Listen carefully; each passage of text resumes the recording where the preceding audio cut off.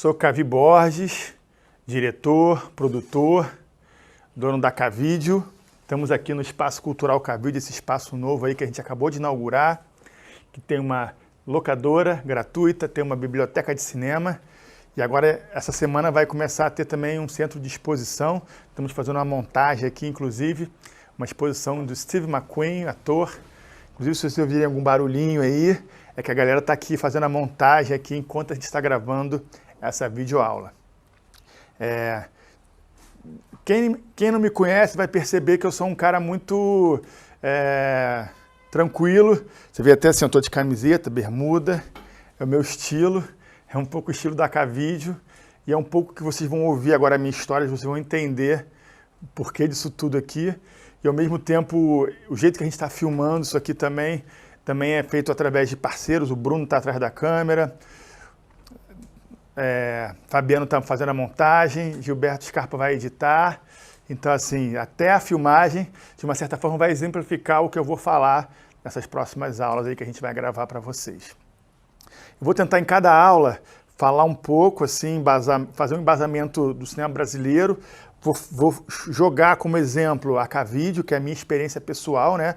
Esse curso, na verdade, vai ter muito da minha experiência prática e pessoal de realização, de distribuição, de exibição de cinema, um trabalho que eu tenho desenvolvido já há quase 20 anos, que eu estou me tornando especialista, e cada filme que eu faço novo eu vou aprendendo um pouco mais, vou evoluindo, vou entendendo um jeito diferenciado de filmar, sempre tentando ter um custo menor, né, ter baixo custo, mas ter um nível de criatividade alta, né? Eu brinco que quanto menos dinheiro, mais criativo você tem que ser, mais parceiros você vai ter que ter. E isso é um pouco a alma da Cavídeo, né? A minha produtora, que agora eu vou falar um pouco para vocês. Esse curso, na verdade, o objetivo dele é falar sobre o cinema brasileiro de baixo orçamento, né? O cinema brasileiro, de uma forma geral, todo o cinema brasileiro é um pouco, se você for comparar com a indústria americana, a indústria francesa, até os filmes mais caros brasileiros são baixo orçamento comparativamente com esse cinema feito nesses lugares que existem uma indústria, né? O Brasil, apesar de ter muitas produtoras, ter muitas empresas, não dá para dizer que a gente tem uma indústria do cinema. A gente tem pessoas, produtoras, grupos que estão tentando construir essa indústria e que volta e meia cresce, volta e meia tem uma crise, cai, ciclos, né? A gente está vivendo um momento agora difícil, um ciclo que está diminuindo, decrescente, mas durante muito tempo a gente cresceu. E eu vou falar um pouco desses ciclos do cinema brasileiro, sempre focando o custo e como esses filmes vão nascendo, vão surgindo, esses diretores, como o brasileiro consegue usar a sua criatividade para poder fazer cinema, que é uma arte muito cara, talvez seja uma das artes mais caras de todas, né? Porque envolve tecnologia, envolve pessoas, envolve o tempo, é uma arte demorada, né? Você, para fazer um filme de 2 horas, você às vezes fica 1 ano trabalhando, 2 anos trabalhando naquele filme, e as pessoas que estão vendo um filme em casa ou no cinema não têm noção do trabalho que dá. Aquela ceninha de 30 segundos, às vezes demorou um dia inteiro para ser filmado, e esse é o nosso cinema, é a arte que a gente escolheu fazer, então vamos tentar criar um jeito possível para conseguir fazer isso aqui no Brasil, e é isso que eu vou tentar falar para vocês nesse curso. O cinema brasileiro de baixo orçamento, a gente pode dizer que assim, eu vou puxar lá no cinema novo, né? Vou começar no cinema novo, nos anos 50, 50 e pouco, nossos pioneiros, né? O Humberto Mauro. A favela no seu lugar, veio a música de fazer mal. A música da velha, velha piar, estava a música no seu lugar. Veio a aranha de fazer mal. Aranha na música, a música da velha, velha piar, estava a aranha no seu lugar. Veio o rato de fazer mal. O rato da aranha, aranha na música, a música da velha, velha piar, estava o rato no seu lugar. veio o gato lhe fazer mal. O gato no rato, o rato na areia, areia na mosca, a mosca na velha, a velha criada. Já vou um pouquinho mais para frente, falar do Nelson Pereira dos Santos, né? O Nelson Pereira dos Santos, que é o nosso grande mestre aí, que acabou de partir, frequentou a Cavide durante muitos anos ali na Cobal do Maitá, ele morava em frente, um cara super legal, super humilde. Ele começou a fazer os filmes dele nos anos 50, né? Rio Zona Norte, Rio 40 Graus. Mais um malandro fechou o paletó, eu tive dó, eu tive dó. 4 velas acesas em cima de uma mesa, uma subscrição para ser enterrado. Morreu Nova Desadurã, valente, mas muito considerado. Eram filmes influenciados pelo neorrealismo italiano, é muito bom pensar nisso também. O neorrealismo italiano e a Nouvelle Vague são 2 movimentos cinematográficos, um veio da Itália no pós-guerra e outro veio na França um pouco depois. São tipos de cinema que a gente pode dizer que são de baixo orçamento, né? São cinemas que quase que misturam o documental com a ficção, né? No caso do neorrealismo italiano, no pós-guerra, no momento que a Itália estava toda destruída, as pessoas os diretores saem dos grandes estúdios, vão para as ruas filmar, né? Eles pegam as câmeras lá ainda pesadas e usam a própria locação real, né?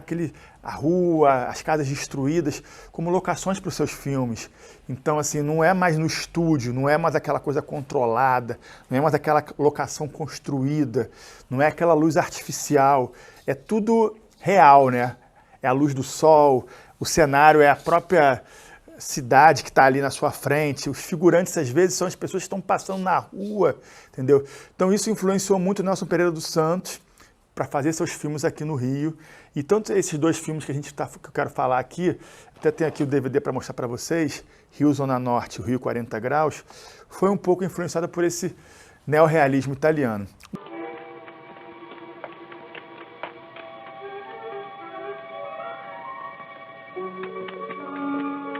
Toma, toma.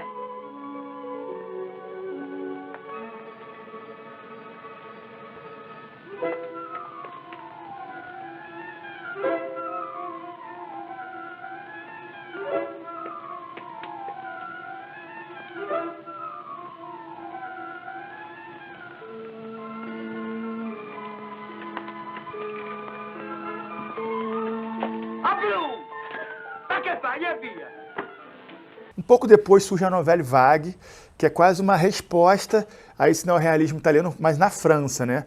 Jovens diretores pegam suas câmeras e vão para as ruas filmar, quase num esquema documental, com uma equipe super reduzida.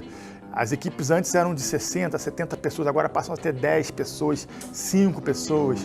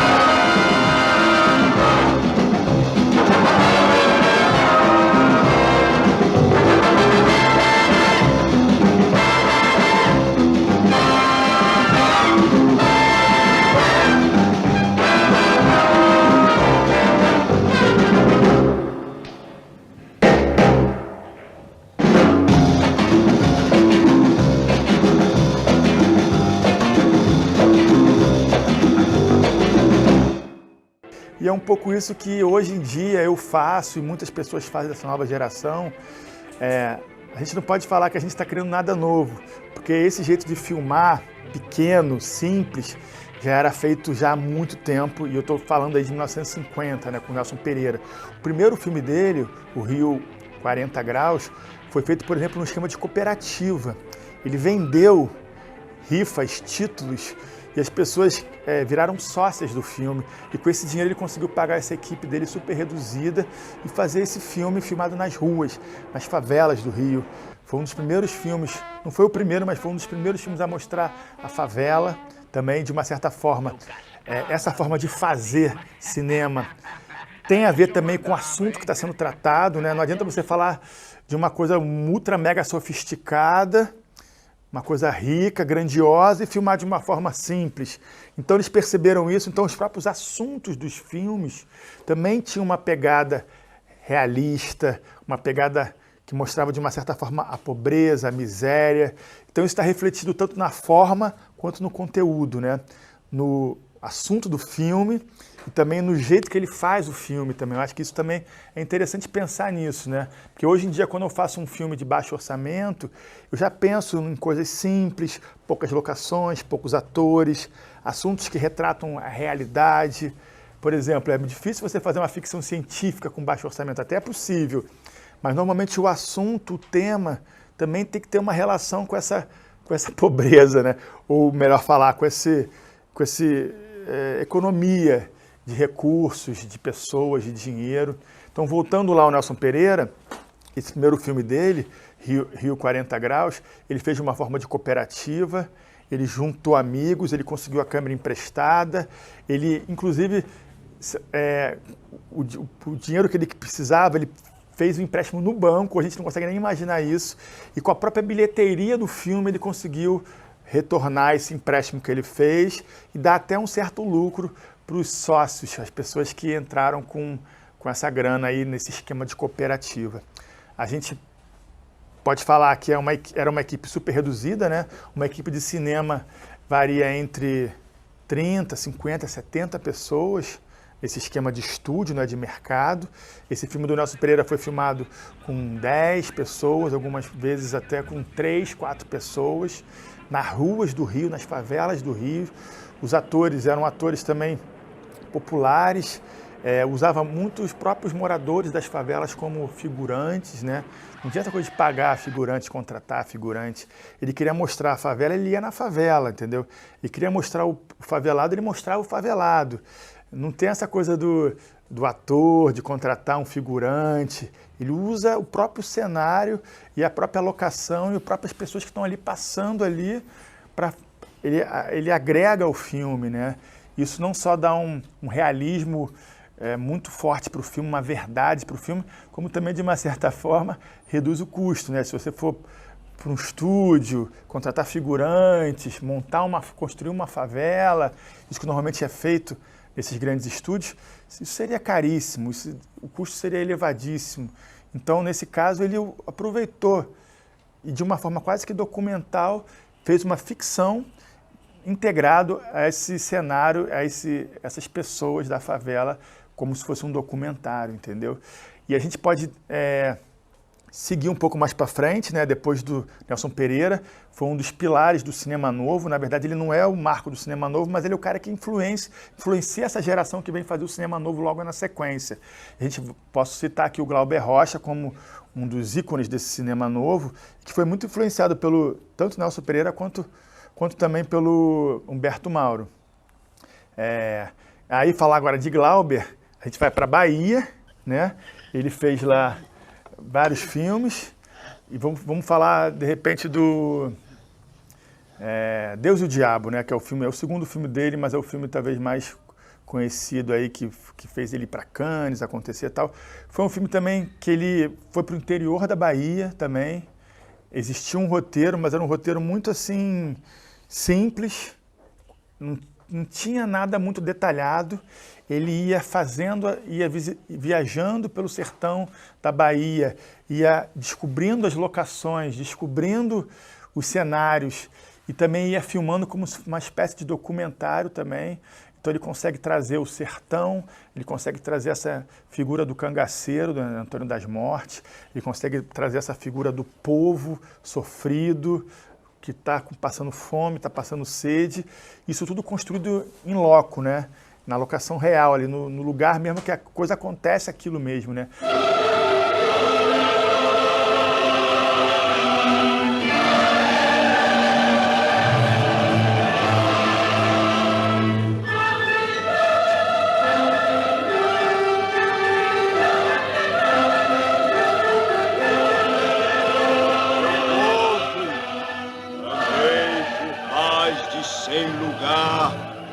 Dizendo que o mundo ia acabar nesta seca, com fogo saindo das pedras.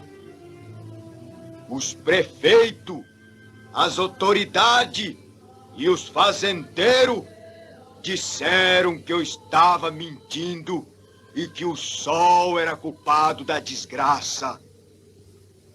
Mas o ano passado eu disse que ia secar 100 dias e ficou 100 dias sem chover. Agora eu digo, do outro lado de lá, deste Monte Santo, existe uma terra onde tudo é verde. Os cavalos comendo as flores e os meninos bebendo leite nas águas do rio.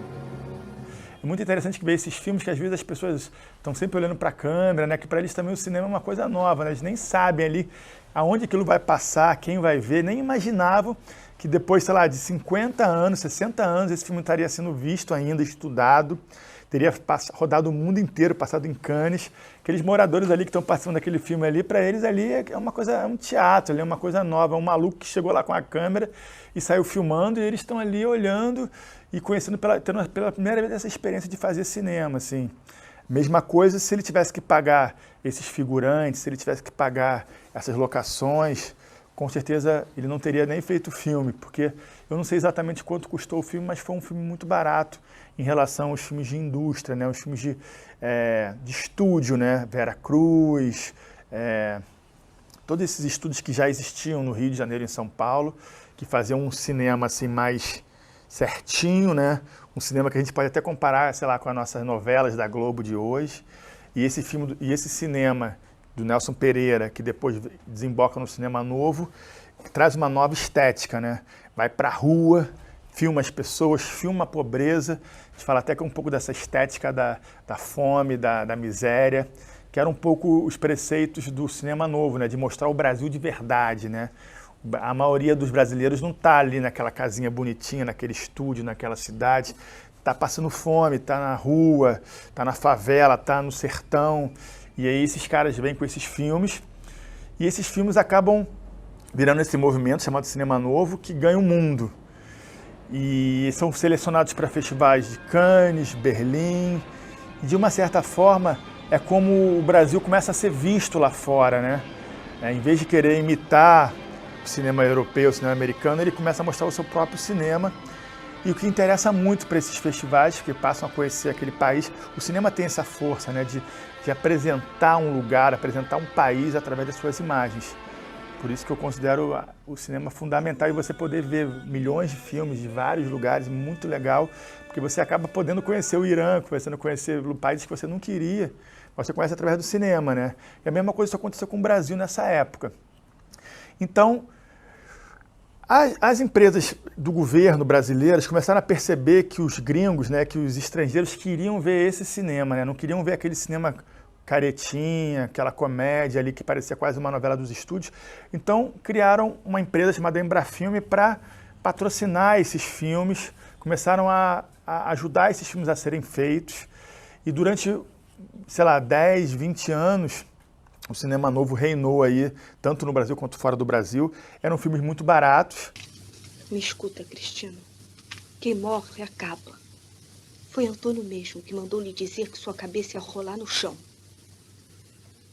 Meu padrinho Padre Cício fechou tudo isso aqui. Eu espero Antônio das Mortes. Quero me topar com ele de homem para homem. De Deus para diabo. É o Capitão Corisca enfrentando o dragão da riqueza. Se eu morrer, nasce outro. Que nunca pode morrer São Jorge, santo do povo. Depois de um segundo momento, começaram a ter apoio, né, da Embrafilme, começaram a ter mais dinheiro, mas mesmo assim orçamentos muito baixos. E aí a gente pode chegar a um terceiro momento, que seria que a gente chama de cinema marginal, que é um cinema pós-cinema novo, é uma geração que vem um pouco depois, mas são diretores que não se enquadram nessa estética do cinema novo, querem fazer uma coisa mais urbana, uma coisa diferente, não querem usar o cinema como política ou mostrar as misérias ou as pobrezas que o Brasil tem, um outro viés, né? E esse viés acaba não recebendo apoio do governo, apoio da Embrafilme, e eles começam a fazer filmes do jeito que eles podem fazer, do jeito que dá. São filmes, às vezes, até pensados no mercado mesmo, né? Existia um mercado popular muito grande de cinema nos anos 60. O povão ia ao cinema, apesar de hoje o povão não ia mais ao cinema, mas naquela época o cinema era muito barato. Então você conseguia lotar salas de 2.000, 3.000 pessoas, com pessoas simples, pobres, o ingresso era muito barato. Então era a diversão da galera, no momento que ainda nem tinha televisão, eu acho. Então, assim, o cinema era a diversão do povo. Então eles conseguiam fazer filmes populares, filmes simples, filmes às vezes até toscos, mas filmes que agradavam o público, agradavam a classe C, D, que naquela época frequentavam os cinemas, né? Os nordestinos que vinham trabalhar em São Paulo, o pessoal mais popular, que gostava às vezes de filmes com mulher pelada, filme de terror do Mojica, do Zé do Caixão. Então eles construíram todo um mercado, um mercado entre aspas, mas assim, por exemplo, a Boca do Lixo, né, em São Paulo, era um lugar, uma rua, onde você tinha ali produtoras, distribuidoras, realizadores, você nos bares encontrava, formava sua equipe ali, os atores, às vezes usavam as próprias prostitutas ali que frequentavam ali a rua ali do Triunfo, ali em São Paulo, e criaram esse movimento chamado cinema marginal, né, que tem um foco muito em São Paulo, com a Boca do Lixo, mas também tem no Rio, vários diretores, tem na Bahia, tem em todo o Brasil, né, em Minas Gerais também. Esses diretores talvez representem o que mais a gente pode dizer de cinema de baixo orçamento, assim, porque eles eram muito parecido com o que eu faço, com o que a Cavídeo faz hoje em dia. Vou pegar aqui 3 filmes aqui desse movimento. Um dos marcos é O Bandido da Luz Vermelha, que o Rogério Sganzella, um diretor de Santa Catarina que mora no Rio, vai filmar em São Paulo, com uma equipe também toda formada ali na Boca do Lixo. Como solução ao nudismo transatlântico.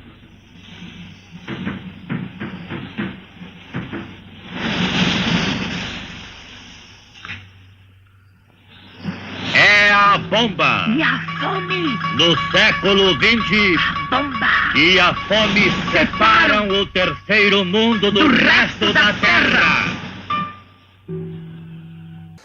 Podemos mostrar O Jardim das Espumas, do Luiz Rosenberg Filho, um cineasta carioca também, que filma filmes muito loucos aqui. Filmou, por exemplo, esse filme aqui, ele filmou na Barra da Tijuca, numa época que não tinha nenhum apartamento lá, era totalmente deserto, assim. Seria tipo uma espécie de Cabo Frio na época. Esse aqui é um exemplo de cinema marginal de Minas, Sagrada Família, do grande Silvio Lana, que filmou também com os amigos, também em Minas Gerais, juntou a câmera de um com a película de outro, convidou um ator aqui e filmou e depois finalizou de uma forma totalmente artesanal. Eram filmes, às vezes, que eles tinham um orçamento zero, eles conseguiam as coisas emprestadas, né? Eles conseguiam a câmera emprestada de uma pessoa que tinha câmera, traziam de fora latas de filmes emprestadas ou pontas, né? Sobras de películas de outros filmes grandes que eles tinham, chamavam amigos, equipes reduzidas e iam para a rua filmar filmes às vezes que eles nem cortavam, né? A bobina de película dura cerca de 6 minutos, de 35 a 16, eu acho que era 12 minutos. Então, para eles economizarem dinheiro, eles nem cortavam. Eles já filmavam a cena em plano sequência, já pensando que aquela ali já é a montagem do filme. Então, às vezes, o cara pegava, sei lá, 10 rolos de filme 16 e fazia um filme, um longa, sem corte, assim, só cortava para mudar o chassi, né, para botar um novo rolo de 35 e seguia filmando, para economizar na edição, para economizar na pós-finalização. Então, todo mundo foi criando as suas estratégias para conseguir filmar com o que tinha disponível, com o dinheiro que tinha, com o material que tinha, com a equipe que tinha. Então esse cinema marginal também assume essa pobreza na estética também. Ele fala assim, já que a gente não tem dinheiro, já que a gente não tem estrutura, já que a Embrafilme não patrocina a gente, então vamos avacalhar, vamos mostrar o pior do Brasil, vamos trabalhar com esse cinema fazendo uma crítica, uma sátira à pobreza que o Brasil vive, à pobreza que o cinema brasileiro tem, e vira uma estética suja, né?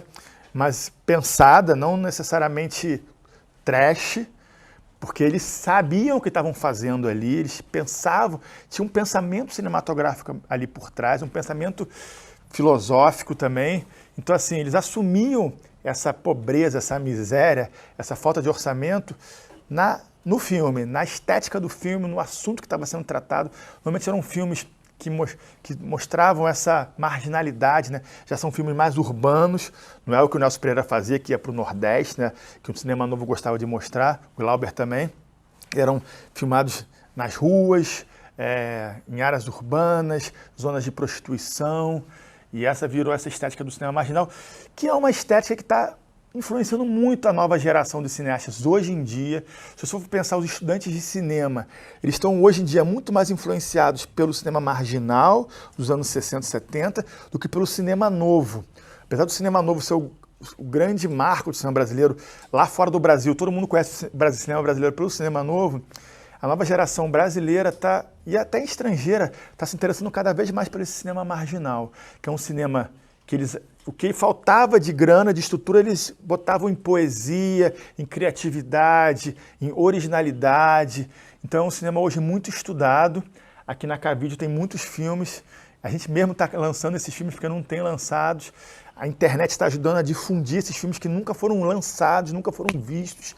A nova geração está tendo a oportunidade de conhecer esse novo cinema marginal através da internet, através das mostras de cinema. Isso é muito legal e está influenciando esses novos diretores a filmar com a tecnologia digital de hoje, mas com o pensamento criativo que eles faziam nos anos 60.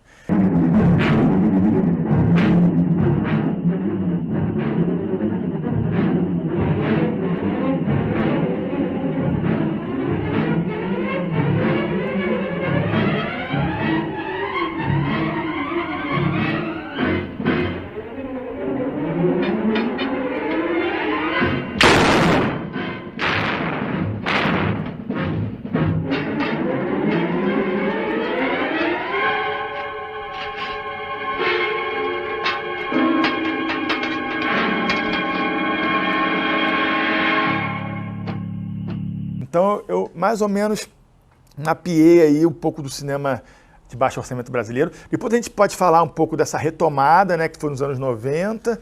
Quer dizer, vamos voltar para os anos 80 ainda. Teve os anos 80, as pornochanchadas também, que eram filmes extremamente baratos, simples, apelativos, que aproveitavam para mostrar sexo, mulher pelada, que era uma coisa que atraía a gente para o cinema, e que bombava a bilheteria, que dava dinheiro, na verdade, era essa pornochanchada, apesar da qualidade dos filmes não serem muito boas, ser muito apelativo, mas era o que estava dando no momento de grana, então era o que o pessoal começou a fazer. Nos anos 90, a gente pode falar acaba a Embrafilme, né? Então tem a retomada, começa a surgir um novo cinema, também bem devagar, vai crescendo até os anos 2000, que tem essa pós-retomada, aí começam a surgir filmes grandes, né? Cidade de Deus, Carandiru, Central do Brasil, aí chega Ancine, o Brasil começa a crescer, e chegamos nos dias de hoje, 2020, onde existe o cinema patrocinado, o cinema mainstream, mas existe também o cinema independente, de baixo orçamento, no qual a K-Video se enquadra, no qual os jovens cineastas principalmente se enquadram, ou os rebeldes que não têm paciência de se inscrever em editais, ou de ficar prestando contas, ou de fazer filmes que os donos dos editais querem que sejam feitos, ou os patrocinadores. É um cinema mais livre, um cinema onde a gente faz o que a gente quer, mas também a gente paga um preço por isso. É isso, né? Eu acho que nada é 100% certo, 100% errado, nada é bom e ruim. toda escolha que você faz tem um lado bom e tem um lado ruim. Você fazer um filme independente, de baixo orçamento, o lado bom é que você tem liberdade 100% de fazer o que você quer, de trabalhar com quem você quer, de filmar do jeito que você quer. O lado ruim é que você sempre tem pouca estrutura, tem pouca grana, pouca verba. Então você acaba tendo que ser mais criativo, filmar rápido. São várias coisas que eu vou falar aqui ao longo do curso para vocês entenderem como a K-Video trabalha, né? A K-Video talvez seja uma produtora, um dos maiores exemplos desse cinema livre, desse cinema independente, de baixo orçamento, dos dias de hoje, né? A gente faz quase 10 longas por ano, né? Um número muito grande. Tem produtoras que demoram 10 anos para fazer um longa, a gente faz 10 por ano. E eu vou poder, ao longo desse curso, dessas lives, dessas gravações, falar um pouco de como a gente aprendeu a fazer esse cinema barato, que não é ruim. As pessoas, às vezes, acham, deve ser tosco, deve ser mal feito. Mas aí que a gente pega vocês, porque nossos filmes estão passando em Cannes, em Berlim, está lançando nos cinemas, está na Netflix, está na Amazon Prime, está ganhando prêmio. Então a gente mostra, a gente foi aprendendo, né, com o erro, né, e com pouca estrutura, a ser criativo e trabalhar com esse mínimo, né?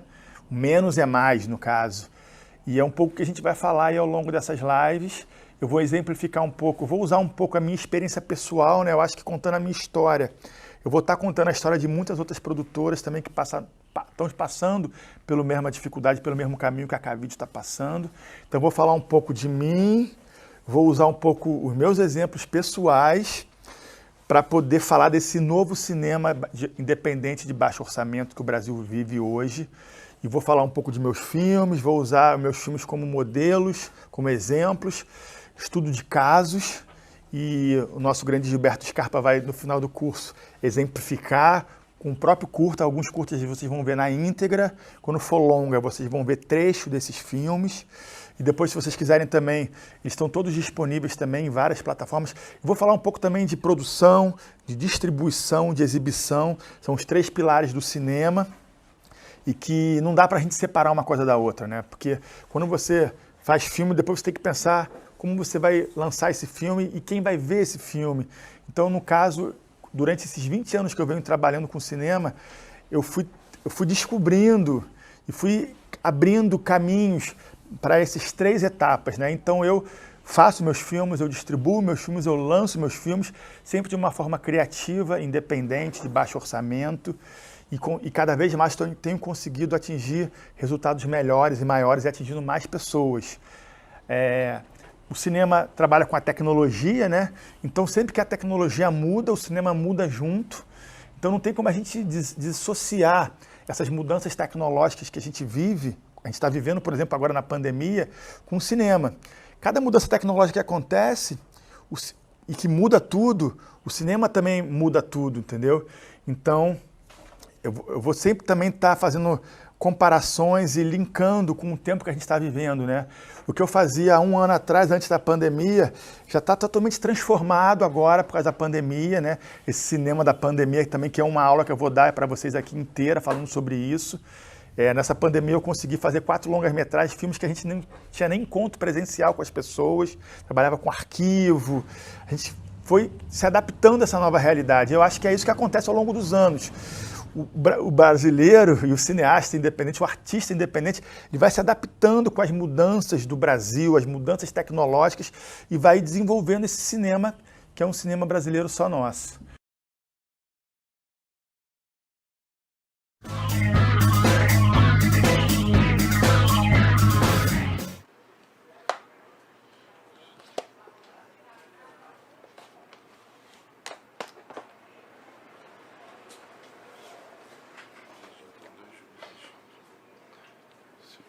Bom dia. Bom dia. Você trabalha aqui? Eu acho que sim, né, meu amigo? Você quer falar com alguém? Quer fazer alguma coisa? O que você quer? É que eu tô procurando um filme que eu ainda não vi. Eu vou muito ao cinema, sabe? Ah, é? Eu sou cinéfilo. E é muito difícil entrar numa locadora e encontrar um filme que eu ainda não tenha visto. Entendi. Você é cinéfilo, né, meu amigo? Ele tava demorando, tá vendo? Oi? Não, eu tô falando com a câmera agora, não é contigo não. Tava demorando, tá vendo? Esse tipo de cliente parece que é brincadeira, mas é muito comum por aqui. É comunsíssimo. Vem um cara aqui pra dizer que ele já viu o filme, né? Que ele já viu tudo. Ele já viu isso, já viu aquilo, que ele é o maioral, que não tem filme pra ele aqui. Agora me diz uma coisa, você não tem filme pra ele aqui? Por que ele vem todo dia me encher o saco na locadora? Aqui, ó. Esse filme mudou a minha vida. Dança com Lobos? É. Impressionante. Quer dizer que você é cinéfilo então, né, meu amigo? É, eu vejo um filme por dia, pelo menos. Entendi. Eu sou cinéfilo, cara, sou cinéfilo. Entendi. Um filme por dia. Você tem quantos anos, amigo? Tenho 23, por quê? 23? Não, eu tava pensando aqui, você tem 23 anos, né? 23 anos, você deve ter vivido o quê? 8.435 dias, mais ou menos por aí, né? De cabeça. 8.436 dias, quer dizer, nessa locadora aqui tem 15 mil títulos. 15 mil títulos, ainda faltam uns 7 mil pra você, né? 7 mil só dessa locadora, se você pensar bem. E outra coisa que eu tava pensando também, meu amigo, aqui com os meus botões, é que eu tenho 2 anos a mais do que você, né? 2 anos a mais do que você, e eu já... Já vi esse filme 2 vezes. Uma no cinema e uma na locadora. Continuando o que eu tava falando, eu tenho 2 anos a mais do que você e já assisti 12.436 filmes, né? Quer dizer, uns 4 mil a mais do que você, né? 4 mil a mais do que você, né? Quer dizer, eu acho que o cinéfilo aqui sou eu, né? Não, calma aí, amigo. Eu vejo um filme por dia no cinema. Se eu for contar todos os filmes aqui dessa locadora, eu devo ter visto pelo menos o dobro. Eu sou cinéfilo, cara, eu sou cinéfilo. Ah, é? Não, mas e os filmes antigos? Tem os filmes antigos, né? Que fizeram antes de você nascer. Esses filmes não tem como ver no filme, no cinema, né? Você tem que vir aqui na locadora. É por isso que eu venho na locadora, amigo. Entendi. Eu sou o sócio 003. Gostaria de pedir uma ajuda. Eu tô procurando um filme antigo, preto e branco. Meu amigo, eu não vou poder te ajudar não, tá? Porque eu não sei se você percebeu, mas eu tô cheio de coisa pra fazer. Tem um monte de prateleira, tem prateleira pra arrumar, entendeu? E se você que é tão cinéfilo assim, é você que devia estar me ajudando, né? E além do mais, hoje é sexta-feira, meu amigo. Sexta-feira, um monte de filme, né? Estreando no cinema, você devia estar lá. O que você tá fazendo? Cara, os filmes que estrearam hoje, eu já assisti tudo no Festival do Rio. Eu sou cinéfilo, cara, eu sou cinéfilo. Eu vou te contar, tá vendo? Vida de balconista não é fácil, cara. Sócio 003. Você vê há quanto tempo que eu aturo esse cara, né? Impressionante. Parece fácil, mas aparece cada figura que eu vou te contar. Aqui, ó, fita cassete no lugar do DVD. Quer dizer, incompetência minha? Não, é cliente. Ô raça, ô raça. Ação. Não temos claquete, né? Mais uma amostra do nosso cinema de baixo orçamento, então vai na mão mesmo. Então, vou falar aqui, como exemplo, esse filme, essa série, chamado Mateus o Balconista, que depois se transformou num filme também, Vida de Balconista. Foi o meu primeiro filme de ficção. Eu vou contar a história dele, que é muito interessante e inusitada. Eu fui participar de um programa na TV Brasil sobre curta-metragem, e a Rosane Svartman, cineasta, dramaturga, agora autora da Globo, estava lá comentando meus filmes. E aí acabou lá o programa, eu fui falar dos meus curtas, ela chegou para mim e falou assim, Cavi, estou preparando uma série, vai ser a primeira série para celular da história, a empresa Oi me contratou para criar uma dramaturgia, uma websérie, né, que não era nem web, era para celular, na verdade, fonossérie, não sei como é que chama isso, mas uma série para celular, de ficção, e eu preciso produzir toda semana 1 hora de conteúdo. Eu estou fazendo lá as minhas séries, mas eu estou precisando de colaboradores, pessoas que também queiram participar disso. Você não quer fazer? Eu falei para ela assim, pô, quero, lógico. Para mim era uma oportunidade de trabalhar para a Rosane Svartman, a Racor, que é uma produtora grande do Rio, e participar desse projeto na época de inovador, né, pioneiro, que era uma série para celular. Isso foi em 2007. E aí eu propus para ela fazer uma série sobre a vida de um balconista de locadora, que era baseada na minha experiência, né? Eu abri a locadora em 97, então eu tinha tipo 10 anos ali de experiência como balconista e tinha passado histórias inusitadas, assim, muito engraçadas, que eu ia anotando, assim, desde o cara que pede para transar na minha locadora, desde a pessoa que não quer pagar porque não gostou do filme, desde o cara que quer pagar o filme com maconha em vez de ser dinheiro. Essas histórias malucas, inusitadas, que quem lida com o público sempre acaba vivenciando. Eu ia anotando num papel e falei, cara, um dia eu vou fazer um filme sobre essas histórias. E aí, quando ela me chamou para fazer essa série, eu falei, cara, vou aproveitar essas histórias e vou fazer em série, né? Vou fazer essa história como se fosse uma série e vou mandar para ela. Eu falei assim, e aí, o que você acha, Rosane? uma história de um balconista de locadora e o dia a dia dele na locadora lidando com os próprios clientes. Ela adorou a história e eu comecei a convidar amigos, pessoas que frequentavam a Cavide, né? A Cavide fica próximo do Tablado, que é uma escola de teatro bem conhecida aqui no Rio de Janeiro. E esses alunos do Tablado sempre iam na Cavide buscar filmes para fazer pesquisa de personagem, para trabalhar, para procurar em trabalho, para perguntar se pode fazer os filmes da Cavide, pedindo apoio. Eu patrocinei muitas companhias também. E aí foram essas pessoas que eu convidei, entre elas o Matheus Solano, Gregório do Vivier, Álamo Facó, Karine Telles, Vivi Seixas, vários atores que hoje em dia até estão estourados aí, estão super conhecidos, Miguel Thierry, que na época ainda estavam começando e eram aluno do Tablado.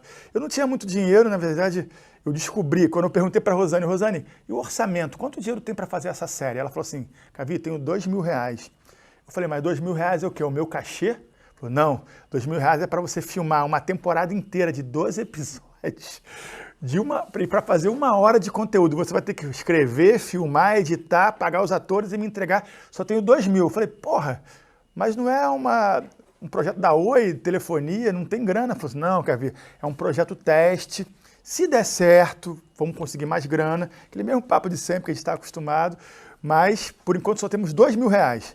Aí eu cheguei na Cavide, juntei a turma da Cavide, a minha galera, né, os produtores, meus atores, meus produtores, meus câmeras. Falei assim, ó, temos esse projeto aqui, quem quer fazer?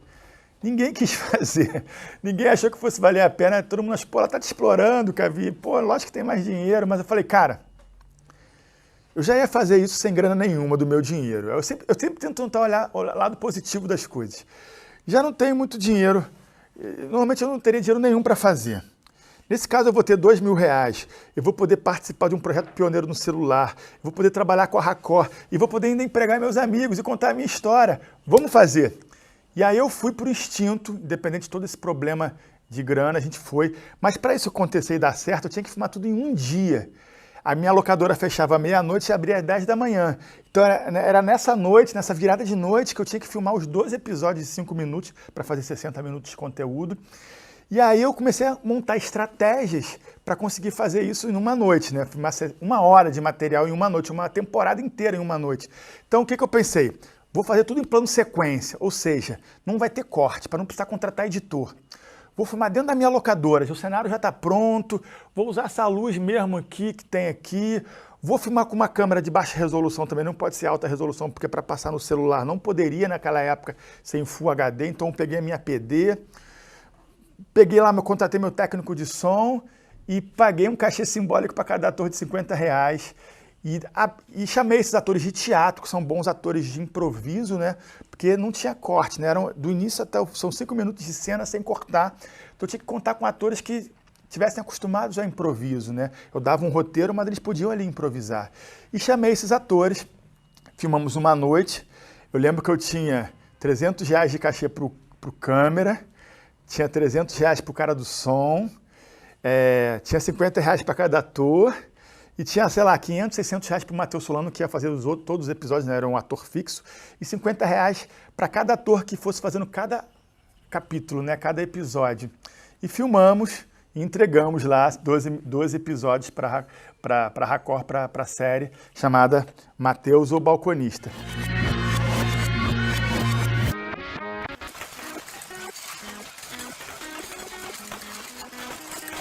Desde pequeno, eu sempre gostei de ser o do contra. Nadar contra a maré, ser o contrário do que as pessoas e a sociedade esperam que eu seja. Você já deve ter notado que eu não sou como os outros balconistas aqui da locadora. Aqui na loja, quando todo mundo gosta de um filme, eu logo desconfio se ele é realmente bom. Você já percebeu que quando uma pessoa famosa recomenda um filme, ou quando sai uma matéria de jornal, ou mesmo uma crítica positiva de um filme, todo mundo passa a gostar automaticamente desse filme e vem alugar? Às vezes o filme nunca foi alugado, estava totalmente abandonado no canto da prateleira. Mas a moda o descobre e ele vira um verdadeiro hit. Normalmente é tudo uma porcaria, o filme, a crítica, quem falou bem do filme, todo mundo uma porcaria. Mas eu sou assim, gosto mesmo é de ir pela contramão, contrariar as regras. Por exemplo, a produtora desse programa aqui me disse que a câmera que me filma não pode se mexer, tem que ser fixa por causa da baixa resolução dos celulares. Pra contrariar, resolvi fazer essa pan, só pra contrariar. Minha mãe me chama de rebelde, fala que eu faço isso pra chamar a atenção. Preciso arrumar esses DVDs porque o meu chefe disse que os clientes não estão conseguindo achar os filmes nessa bagunça.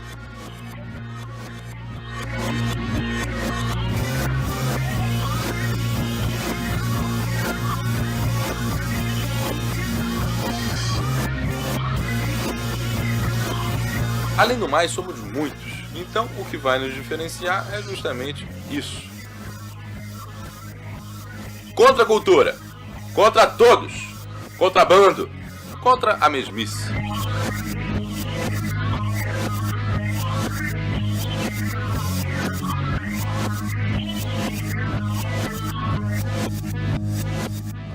Eu não sei quem viu, quem não viu, que na época eu não tinha celular, nem tinha Bluetooth, nem tinha essa tecnologia, mas ela falou que foi a série mais vista.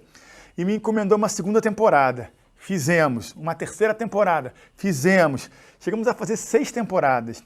E no final, já não tinha mais história para contar, resolvi fazer um longa para fechar a série. Pensei assim, cara, se eu faço 60 minutos numa noite, se eu filmar mais 2 horas, eu consigo 70 minutos e vira um longa. Seria o primeiro longa-metragem para celular. Também foi um marketing que a gente resolveu dar para valorizar o nosso produto. Conseguimos mais, acho que R$4.000, um pouco a mais do que os nossos 2.000 normais, e filmamos esse longa, né? Que poderia também ser picotado e virar uma série, mas acabou virando um longa. O longa chama Vida de Balconista, pode ser visto no celular, na internet, está tudo no YouTube disponibilizado. A série chama Matheus o Balconista e o longa chama Vida de Balconista. O longa fecha a série. Esse longa passou nos celulares e depois eu resolvi botar na internet alguns episódios, criei uma coletânea em DVDs também para tentar vender e ganhar mais algum dinheiro extra. O grande lance dessa série foi que eu topei fazer por R$2.000, mas depois eu falei que eu queria que esse material fosse meu, né? Que não fosse da Oi. Esse foi o diferencial, que depois eu pude pegar esse mesmo material e transformar em vários subprodutos e ganhar dinheiro depois. Eu sabia que ali naquele momento qual eu não ia ganhar muito dinheiro, mas se eu pudesse depois lançar um DVD, vender para canais, que foi o que aconteceu, eu poderia recuperar e ganhar um pouco mais de dinheiro. E foi ótimo ter feito isso. Eu ser dono do meu próprio material. Que aí depois eu lancei esse DVD e aí eu dei a sorte do Matheus Solano ser chamado para trabalhar na Globo, virar uma galã da novela da noite para o dia. E aí eu lembro que os vídeos no YouTube começaram a ser vistos assim, 1.000 pessoas, 2.000 pessoas, 5.000 pessoas. Eu comecei a ficar surpreso que de uma hora para outra os vídeos começaram a ser muito vistos na internet. Eu resolvi lançar um DVD, então, para conseguir ganhar algum dinheiro, porque na época o YouTube não dava dinheiro ainda, e comecei a vender esses DVDs. Passou um tempo, um amigo meu me ligou e falou, Cavi, você tem que vir aqui na Centro da Cidade. Todos os camelôs estão com seu DVD. Na novela, o Matheus Solano era um médico, né? Então, o marketing que os camelôs faziam era assim, olha o médico virou balconista, olha o médico virou balconista. E aí eu fui lá no Camelódromo, aqui no Rio, um lugar onde vende os DVDs piratas, e todas as barracas tinham balconista, né? Eu lembro até que tinha uma barraca, até tirei uma foto, que era assim, Ilha do Medo dos Martin Scorsese com Leonardo DiCaprio, R$10. Tetro do Coppola, R$10. Matheus o Balconista com o Matheus Solano, R$15. Eu tava valendo mais que o Scorsese e que o Coppola, porra. Aí eu tirei uma foto, mandei para um amigo meu do Jornal Globo, Rodrigo Fonseca, que na época escrevia no Segundo Caderno, e ele fez uma matéria no domingo, que é o dia que era mais visto o jornal, mais lido, e botou assim uma matéria enorme dizendo assim, depois de Tropa de Elite, o novo hit dos camelôs é o Matheus o Balconista. Isso foi maravilhoso, porque 2 dias depois, 3 canais de televisão me ligaram querendo comprar a série do Matheus o Balconista. E depois disso, o Matheus Solano se transformou num grande astro, emendou uma novela atrás da outra. E até hoje, cada vez que ele faz uma novela nova, eu vendo para novos canais a minha série do Matheus o Balconista. Se eu for mensurar isso tudo, talvez, não sei exatamente ao certo, mas eu devo ter ganhado mais de R$500 mil vendendo essa série ao longo desses 10 anos, para todos esses canais aí. O próprio filme também rodou os festivais, também foi vendido, Canal Brasil, Cine Brasil TV, Mix Brasil, canais que eu nem imaginava que existiam, queriam ter a série do Matheus Solano, né? E agora também do Gregório do Vivier, do Porta dos Fundos, também da Karine Telles, que está bombando. Ou seja, eu consegui um super produto e eu nunca imaginei que lá atrás, quando eu topei fazer, quase a gente não topou fazer, né? Que essa série custou R$2.000 filmada em uma noite, se transformaria num case de sucesso e lucrativo também, né? Então, isso tudo para falar que a gente tem que fazer, né? A gente tem que se arriscar, né?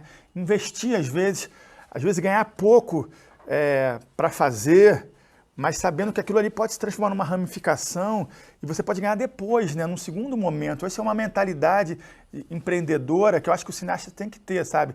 De investir. Eu fiz economia e na economia é assim, você investe, produz um produto, vende e você ganha o lucro daquele produto. O problema é que o cinema brasileiro não vive assim. O cara quer ganhar tudo antes de fazer, já o cachê todo dele, o lucro dele todo antes, para depois fazer e depois se vender, se não vender, se der lucro, se não der, não importa, que é dinheiro do governo, é dinheiro de edital.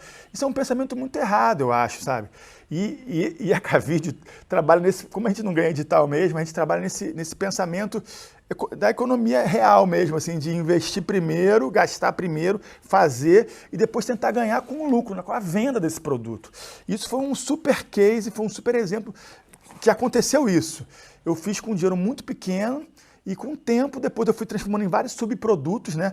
Eu posso até dizer que é um projeto transmídia, né? Naquela época eu nem imaginava esse termo, esse nome, mas foi um projeto transmídia, né? Começou com celular, depois foi para a internet, depois foi para DVD, depois foi para o camelô, depois foi para a TV, depois foi para o cinema, ou seja, eu consegui atingir todas as janelas, todas as plataformas de uma forma espontânea, que seja, mas a gente conseguiu alcançar, e em cada janela dessa a gente conseguiu um público diferente, conseguiu ganhar um pouquinho de dinheiro, e no somatório de tudo isso, a gente foi muito visualizado e conseguiu ganhar bastante dinheiro com esse projeto Matheus o Balconista e Vida de Balconista.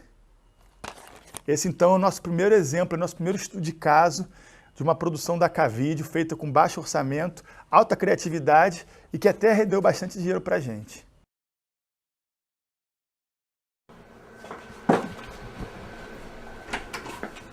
Opa! E aí? Opa, bom dia. Bom dia.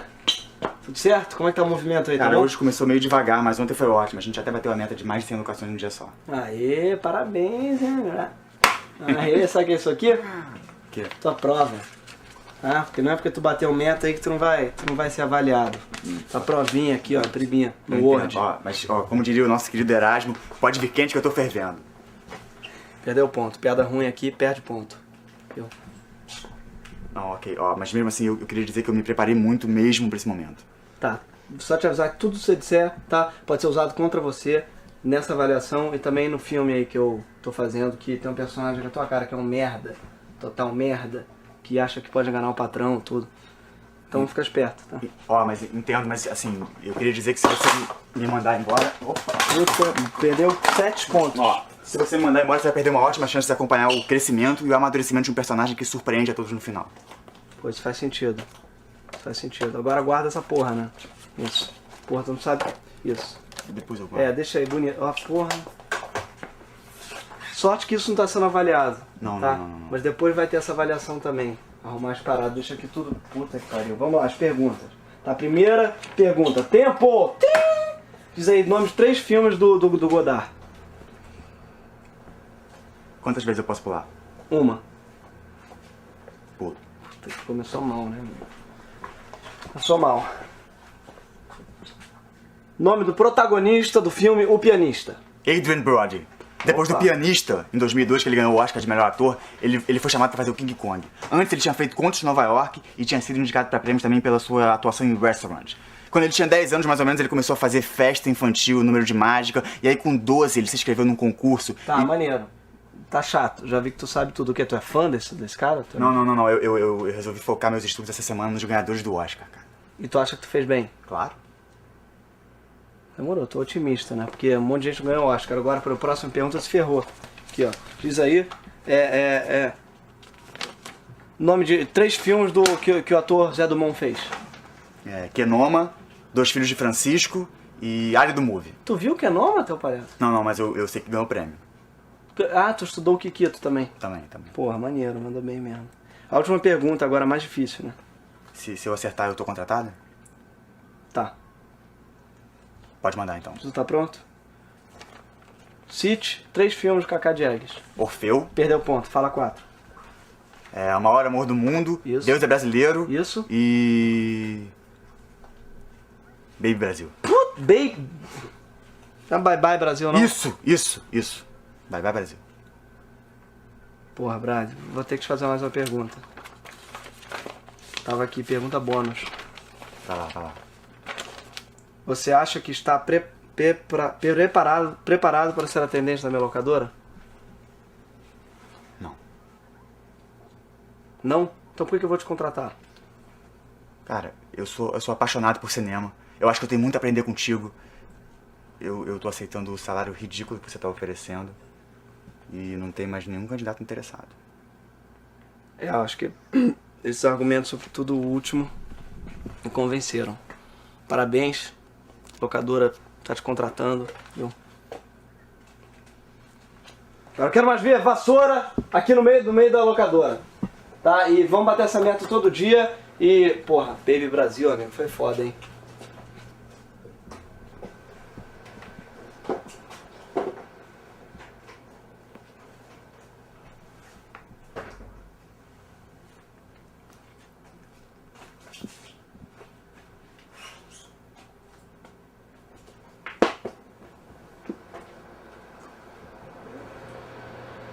Porra é essa, velho? O que tá fazendo aí, teu palhaço? Desculpa, não. Tava... Porra. Que porra é essa? Nada não. Tá tudo certo. Tá achando isso aqui a ponto de macumba, teu? Não, de jeito nenhum. Tu faz essas porra de macumba? Não mesmo. Aqui não tem essas porra não, tá? Não, relaxa. Tô relaxado, porra. Aí eu vou embora, tu vai ajoelhar nessa porra, ficar fazendo tuas merdas de... Vou sentar aqui, Tu vai ficar recebendo umas porra de santo aqui? Relaxa. Vou botar a câmera nessa merda. Caralho, Baby Brasil. Então termina aí essa primeira aula, essa primeira introdução, falando um pouco de uma forma geral do cinema brasileiro, e na próxima eu vou seguir falando um pouco mais sobre a minha história, sobre o cinema da K-Video, sobre os filmes da K-Video. Espero que vocês gostem. Eu sou Cavi Borges, produtor, diretor, distribuidor, exibidor, produtor cultural e tudo mais que precisar para fazer o nosso filme chegar ao máximo de pessoas possíveis. Valeu!